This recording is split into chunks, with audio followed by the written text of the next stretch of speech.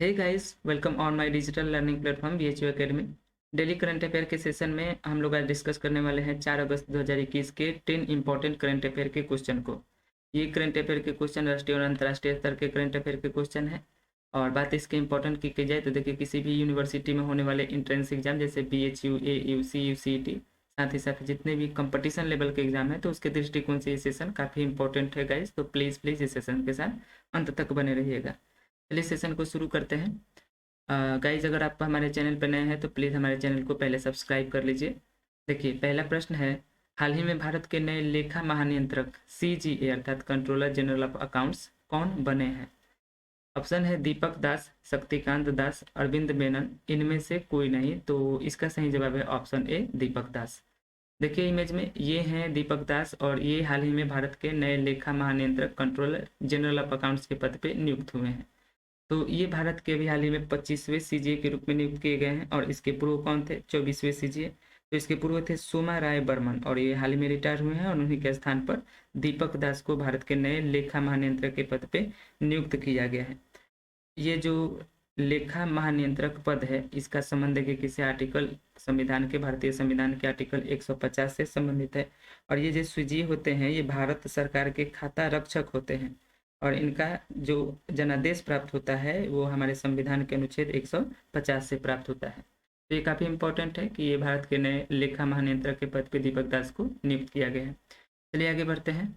अब देखिए दूसरा नंबर प्रश्न है, हाल ही में डिजिटल पेमेंट भुगतान प्लेटफॉर्म ई रूपी को किसने लॉन्च किया है? तो ये जो ई रूपी है ये डिजिटल पेमेंट भुगतान प्लेटफॉर्म है, इसको किसके द्वारा लॉन्च किया गया है? ऑप्शन है नरेंद्र मोदी, अमित शाह, निर्मला सीतारमन, रामनाथ कोविंद। तो इसका सही जवाब है ऑप्शन ए, नरेंद्र मोदी। भारत के प्रधानमंत्री श्री नरेंद्र मोदी के द्वारा ये डिजिटल पेमेंट भुगतान प्लेटफॉर्म जो है इसको लॉन्च करी गई है। ये क्या है? जो ये ई रूपी डिजिटल भुगतान प्लेटफॉर्म है तो ये पूरी तरह से कैशलेस और कॉन्टेक्टलेस जो है ये एक प्लेटफॉर्म है डिजिटल रूप से पेमेंट करने का, भुगतान करने का, जिसमें आपको कैश नहीं देना होता है और किसी से कांटेक्ट करने की ज़रूरत भी नहीं होती है। तो इसको नरेंद्र मोदी के द्वारा लॉन्च किया गया है।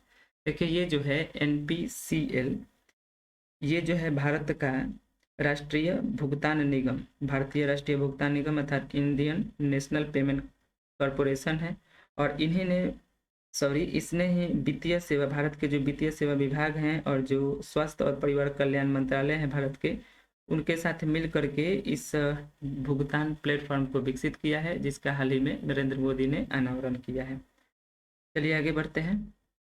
अब देखिए तीसरा नंबर प्रश्न है, हाल ही में अर्मीनिया के प्रधानमंत्री कौन बने हैं? ऑप्शन है रॉबर्ट ग्रेज, मिकल निकोक, निकोल पसिनियन, इनमें से कोई नहीं। तो इसका सही जवाब है ऑप्शन सी, निकोल पसिनियन। देखिए इमेज में ये हैं निकोल पसिनियन और ये हाल ही में अर्मीनिया के नए प्रधानमंत्री के पद पे नियुक्त हुए। प्रधानमंत्री को अर्मीनिया की जनता ने चुना है। चलिए आगे बढ़ते हैं। अब देखिए चौथा नंबर प्रश्न है, हाल ही में किस बैंक के द्वारा दुकानदार ओवरड्राफ्ट स्कीम की शुरुआत की गई है? ये जो दुकानदार ओवरड्राफ्ट स्कीम है इसको किस राज्य सरकार ने शुरू करी है, किस बैंक ने शुरू करी है? ऑप्शन है HDFC, SBI, ICICI, उपयुक्त सभी। तो इसका सही जवाब है ऑप्शन ए, HDFC बैंक के द्वारा ये जो दुकानदार ओवरड्राफ्ट स्कीम है इसको शुरू किया गया है।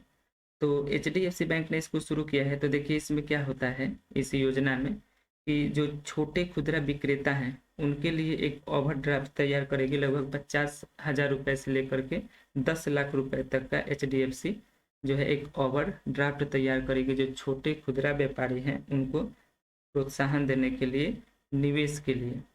तो इसको HDFC बैंक के द्वारा शुरू किया गया है। अब देखिए जो HDFC बैंक है इसका मुख्यालय कहाँ है? तो इसका मुख्यालय है मुंबई के, महाराष्ट्र में। और इस HDFC बैंक के वर्तमान में नए CEO आप लोगों को पता होगा कि कौन बने हैं? शशिधर जगदीशन। ये हाल ही में इसके नए CEO के पद पे नियुक्त हुए हैं। और HDFC बैंक का टैगलाइन क्या है? तो हम आपकी दुनिया को समझते हैं, we know about your world. चलिए आगे बढ़ते हैं। अब देखिए चौथा नंबर प्रश्न है, 100% कोविड-19 टीकाकरण करने वाला भारत का पहला शहर कौन बन गया है? तो भारत का कौन सा ऐसा शहर है जिसने अभी 100% अपने लोगों का टीकाकरण कोविड-19 के खिलाफ जो टीकाकरण है उसको किया है। ऑप्शन है भुवनेश्वर, लखनऊ, कोलकाता, पणजी। तो इसका सही जवाब है ऑप्शन ए भुवनेश्वर। भुवनेश्वर जो है कोविड-19 के लिए 100% टीकाकरण करने वाला भारत का पहला शहर बन गया है। चलिए आगे बढ़ते हैं। अब देखिए 6 नंबर प्रश्न है, हाल ही में उपग्रह निसार 2023 को किस संस्था ने विकसित किया है? तो ये एक सैटेलाइट है निसार और इसको प्रक्षेपित किया जाएगा 2023 में। इसको किस संस्था के द्वारा बनाया गया है? ऑप्शन है इसरो, नासा, ए और बी, केवल ए। तो इसका सही जवाब है ऑप्शन सी, ए और बी। अर्थात इसरो और नासा ने संयुक्त रूप से इस सैटेलाइट निसार को विकसित किया है। देखिए इसरो और नासा के द्वारा संयुक्त रूप से इसको बनाया गया है। इसमें निसार जो है, इसका देखिए फुल फॉर्म क्या है। निसार में एन का मतलब है नासा, आई का मतलब है इसरो, सिंथेटिक एपर्चर रडार। तो ये नासा और इसरो के द्वारा विकसित किया गया एक सिंथेटिक एपर्चर रडार की तरह काम करता है। तो ये जो उपग्रह है ये क्या करने वाला है, इसको अंतरिक्ष में 2023 में प्रक्षेपित किया जाएगा। तो जो पृथ्वी है उसका ग्लोबल टेम्परेचर निर्धारण करने में, उसके ग्लोबल टेम्परेचर को, वैश्विक तापमान के गणना करने में, अध्ययन करने में ये जो है रडार मदद करने वाला है, जिसको इसरो और नासा के द्वारा विकसित किया गया है। अब देखिए इसमें इसरो जो है इसका फुल फॉर्म होता है इंडियन स्पेस रिसर्च ऑर्गेनाइजेशन और ये भारत की स्पेस एजेंसी है। इसकी स्थापना हुई थी 15 अगस्त 1969 को। और इसके संस्थापक कौन थे? तो इसके संस्थापक थे विक्रम साराभाई। और वर्तमान पर इसके चेयरमैन कौन है? तो डॉक्टर के सिवन इसके चेयरमैन है। और इसरो का मोटो क्या है? तो इसरो का मोटो है मानव जाति की सेवा में अंतरिक्ष प्रौद्योगिकी, अर्थात space technology in the service of Mankind. और ये जो नासा है ये अमेरिका की स्पेस एजेंसी है। और इसका फुल फॉर्म क्या है? तो इसका फुल फॉर्म है national aeronautics and space administration, अर्थात राष्ट्रीय वैमानिकी और अंतरिक्ष प्रबंधन। और इसका मुख्यालय क्या है? तो इसका मुख्यालय है अमेरिका की राजधानी वाशिंगटन डीसी में। इसकी स्थापना हुई थी 1958 को। और इसका मोटो क्या है? For the benefit of all. इसके वर्तमान समय पे अध्यक्ष कौन है? तो बिल नेल्सन। चलिए आगे बढ़ते हैं। अब देखिए 7 नंबर प्रश्न है, हाल ही में किस बैंक ने सिम बाइंडिंग सुविधा को लॉन्च किया है? तो ये जो सिम बाइंडिंग सुविधा है इसको किस बैंक के द्वारा शुरू किया गया? ऑप्शन है Bank of India, Reserve Bank of India, State Bank of India, Axis Bank. तो इसका सही जवाब है option C, SBI, State Bank of India. देखिए ये जो एप्लीकेशन है योनो एप्लीकेशन, ये SBI का एप्लीकेशन है। और इसी एप्लीकेशन से संबंधित सिम बाइंडिंग सुविधा को SBI के द्वारा लॉन्च किया गया है। इसमें क्या किया गया है कि सुरक्षा को और कड़ा किया गया है। SBI ने क्या किया है कि ये जो एप्लीकेशन है योनो अथवा योनो लाइट, ये दोनों एप्लीकेशन जो है SBI के हैं। और इन्हीं एप्लीकेशन को जब आप डाउनलोड करेंगे और इस पर रजिस्टर करेंगे तो जो मोबाइल नंबर आप अपने बैंक अकाउंट में दिए होंगे उसी मोबाइल नंबर के लिए ये दोनों एप्लीकेशन योनो और योनो लाइट केवल उन्हीं डिवाइस में ओपन होगी जिस डिवाइस में आप वो मोबाइल नंबर लगाए होंगे, इंसर्ट किए होंगे, जो मोबाइल नंबर आप बैंक में रजिस्टर किए होंगे। तो सुरक्षा को कड़ा करने के लिए SBI ने सिम बाइंडिंग सुविधा को लॉन्च किया है। चलिए आगे बढ़ते हैं।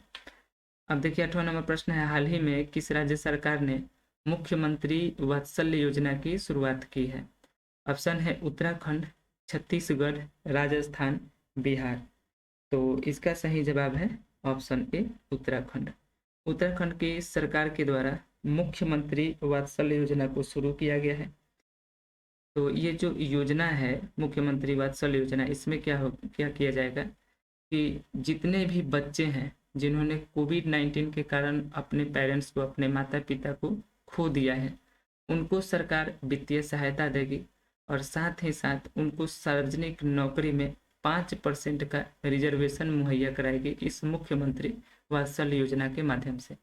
देखिए इसको शुरू किया गया है उत्तराखंड सरकार के द्वारा। तो उत्तराखंड को राज्य का दर्जा कब दिया गया था? तो इसको दिया गया था 9 नवंबर 2000 को इसको राज्य का गठन किया गया था, इसको राज्य का दर्जा दिया गया था।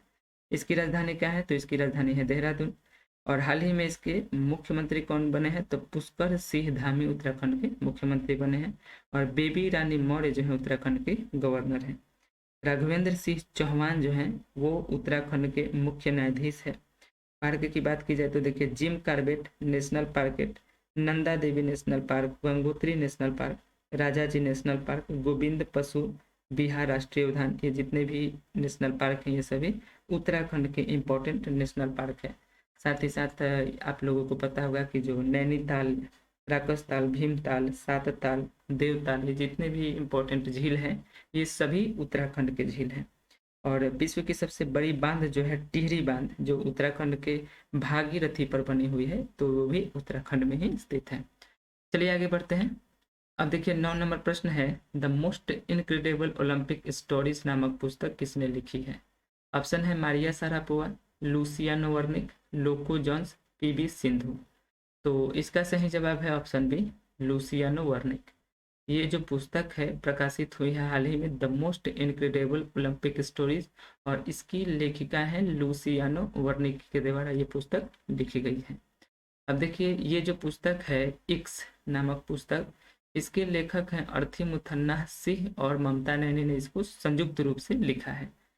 थुम्मेती रघुत्तमा रेड्डी के द्वारा भी हाल ही में कुछ दिन पहले पुस्तक प्रकाशित हुई जिसका नाम है टेरेस गार्डन मिड थोटा। और ये है बलजीत कौर सिंह के द्वारा लिखी गई पुस्तक the Ramayan of Shri Guru Govind Singh. Pregnancy Bible है और इसकी लेखिका है करीना कपूर। और ये most important lady doctors, the untold stories of India's first women in medicine, और इसकी लेखिका है कविता राव। बिमल जालान के द्वारा ये दोनों पुस्तक लिखी गई है, द इंडिया स्टोरी और India then and now India ahead. तो ये जो बुक है ये काफ़ी इंपॉर्टेंट है। चलिए आगे बढ़ते हैं। अब देखिए 10 नंबर प्रश्न है, हाल ही में NatWest group Earth Heroes Award किसे दिया गया है। ऑप्शन है Kanha National Park, Silent Valley National Park, Satpura Tiger Reserve, Sariska National Park. तो इसका सही जवाब है option C, Satpura Tiger Reserve. Madhya Pradesh में ये स्थित है सतपुरा टाइगर रिजर्व, और इसको बेस्ट मैनेजमेंट के लिए, सबसे अच्छा प्रबंधन के लिए नेट वेस्ट ग्रुप का अर्थ हीरोज अवार्ड से सम्मानित किया गया है। अर्थ हीरोज अवार्ड दिया गया इस सतपुरा टाइगर रिजर्व को। तो ये देखिए मध्य प्रदेश में स्थित है। तो मध्य प्रदेश का गठन कब हुआ था, मध्य प्रदेश को राज्य का दर्जा कब दिया गया था, तो 1956 को मध्य प्रदेश को राज्य का दर्जा दिया गया था। मध्य प्रदेश की राजधानी है भोपाल। और वर्तमान समय पे मध्य प्रदेश के मुख्यमंत्री कौन है, तो शिवराज सिंह चौहान। और अभी हाल ही में मध्य प्रदेश के नए गवर्नर बने हैं, राज्यपाल बने हैं मंगू भाई छगनलाल पटेल। जस्टिस मोहम्मद रफीक जो है वो मध्य प्रदेश के मुख्य न्यायाधीश हैं। और जो बारहसिंगा है वो मध्य प्रदेश का राष्ट्रीय पक्षी है। बरगद का पेड़ मध्य प्रदेश का राष्ट्रीय पेड़ है। और अगर नेशनल पार्क की बात की जाए तो देखिए बांधवगढ़ राष्ट्रीय उद्यान, ये कान्हा नेशनल पार्क, पन्ना राष्ट्रीय उद्यान, पेंच राष्ट्रीय उद्यान, माधव राष्ट्रीय उद्यान, ये सभी राष्ट्रीय उद्यान जो हैं मध्य प्रदेश में स्थित हैं। तो इस सेशन में यह अंतिम प्रश्न था। आशा करता हूँ गाइस कि ये वीडियो आप लोगों को पसंद आया होगा। अगर ये वीडियो आप लोगों को अच्छा लगता है तो प्लीज़ इस वीडियो को लाइक कीजिए, और अगर आप हमारे चैनल पर नए जुड़ते हैं तो प्लीज़ हमारे चैनल को सब्सक्राइब कीजिए। इसको अधिक से अधिक ग्रुप में, अधिक से अधिक दोस्तों के पास इसको शेयर कीजिए। अगले वीडियो में हम लौटेंगे 5 अगस्त 2021 के करंट अफेयर के साथ। तो चलिए वीडियो को यहीं एंड करते हैं। Be positive, be motivated. जय हिंद, जय भारत।